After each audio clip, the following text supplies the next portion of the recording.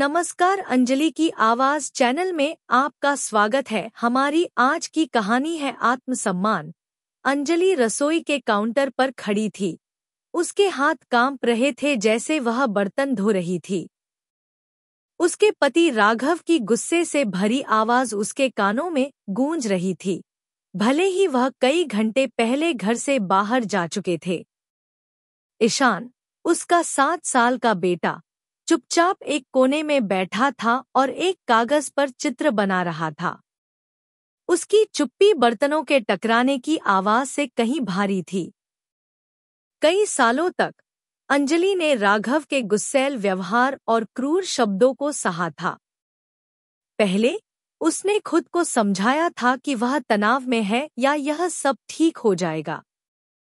लेकिन समय के साथ कभी-कभी होने वाले गुस्से में उतार चढ़ाव ने नियमित रूप से शारीरिक और मानसिक हिंसा का रूप ले लिया। उसकी एक समय की उत्साही आत्मा अब मुरझा चुकी थी और उसके सपने उसकी परिस्थितियों के बोझ तले दब गए थे। वह रात, जब अंजलि ने ईशान को बिस्तर पर लिटाया, उसने फुसफुसाया, माँ, पापा हमेशा तुम पर क्यों चिल्लाते हैं? यह सवाल अंजलि के भीतर कुछ तोड़ गया। उसने ईशान की आंखों में डर देखा और जान गई कि वह इस हिंसा के चक्र को अपने जीवन से बाहर नहीं जाने दे सकती। वह ईशान के लिए ही रुकी थी, यह सोचकर कि एक पूरा परिवार उसके लिए बेहतर होगा। लेकिन अब उसे यह एहसास हुआ कि एक जहरीला माहौल कहीं ज्यादा नुकसानदेह था। अगली सुबह अंजलि ने एक निर्णय लिया। वह छोड़ देगी, खुद के लिए और ईशान के लिए। साहस का कदम।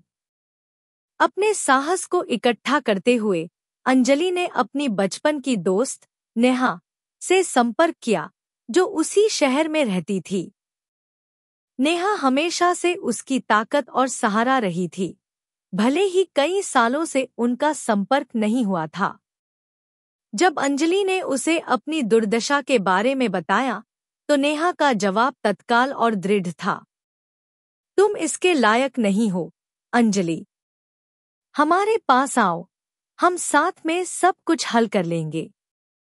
उस शाम, जब राघव काम पर था, अंजलि ने अपने और ईशान के लिए कुछ सामान पैक किया। गहरी सांस लेते हुए उसने घर से बाहर कदम रखा, उन दीवारों को छोड़ते हुए जिन्होंने उसका दर्द देखा था। उसे जो स्वतंत्रता महसूस हुई, वह डर के साथ मिली हुई थी, लेकिन उसने नेहा के शब्दों को ताकत के रूप में पकड़ा। नई शुरुआत। नेहा ने अंजलि और ईशान को खुले दिल से स्वागत किया और उन्हें सुरक्षित आश्रय दिया। यह घर तुम्हारा है, जब तक तुम्हें जरूरत हो, उसने गर्मजोशी से कहा। नेहा की प्रोत्साहना से अंजलि ने तलाक की अर्जी दी। यह एक कठिन प्रक्रिया थी, लेकिन उसे पता था कि यही उसका जीवन वापस पाने का तरीका था। इस बीच अंजलि यह सोचने लगी कि वह खुद और ईशान का पालन पोषण कैसे कर सकती है। उसे हमेशा से पढ़ाने का शौक था, लेकिन शादी के बाद उसने इसे पेशेवर रूप से कभी नहीं अपनाया। एक दिन, जब वह ईशान को उसके होमवर्क में मदद कर रही थी, नेहा ने सुझाव दिया, तुम ऑनलाइन पढ़ाना क्यों नहीं शुरू करती? तुम चीजों को बहुत अच्छे से समझाती हो और बहुत सारे बच्चों को मदद की जरूरत है। इस विचार से प्रेरित होकर अंजलि ने बुनियादी गणित और विज्ञान के अवधारणाओं पर शैक्षिक वीडियो बनाना शुरू किया। पहले यह एक मामूली प्रयास था, लेकिन जल्दी ही उसके वीडियो लोकप्रिय होने लगे। माता-पिता उसकी स्पष्ट व्याख्याओं और रोचक शैली की सराहना करने लगे और उसका चैनल बढ़ने लगा। स्वतंत्रता से सशक्तिकरण। जैसे जैसे अंजलि का ऑनलाइन शिक्षण व्यापार फलने फूलने लगा, वैसे वैसे उसकी आत्मविश्वास भी बढ़ी। वह अपनी जरूरतों को पूरा करने के लिए पर्याप्त कमा रही थी और भविष्य के लिए बचत भी करने लगी थी। उसे जो स्वतंत्रता मिली, वह सशक्तिकरण का एहसास था और उसने ऐसी गर्व की भावना महसूस की जो उसे सालों से नहीं मिली थी। ईशान भी नए वातावरण में पनपने लगा। अब वह उस निरंतर तनाव और डर से मुक्त था जो उनके जीवन पर छाया हुआ था, और वह और खुशहाल और आत्मविश्वासी बन गया। उसे खुशहाल देखकर अंजलि का विश्वास और मजबूत हो गया कि उसने सही निर्णय लिया था। अतीत का सामना करना। कई महीनों बाद राघव ने अंजलि से संपर्क किया और एक और मौका देने की अपील की। उसने दावा किया कि वह बदल चुका है और एक बेहतर पति और पिता बनने का वादा किया। एक पल के लिए अंजलि को संकोच हुआ। सालों की आदतें और पारिवारिक दबाव उसके दिल को खींच रहे थे। लेकिन फिर उसे वह सारी रातें याद आईं जब वह खुद को रोते हुए सोने जाती थी। ईशान की आंखों में डर और उस दर्द को महसूस किया जिसे उसने सहा था। उसे एहसास हुआ कि राघव के शब्द केवल शब्द थे। उसके वादे उस नुकसान को नहीं मिटा सकते थे जो उसने किया था। नई ताकत के साथ अंजलि ने कहा, मैं इसके लायक हूँ। ईशान इसके लायक है।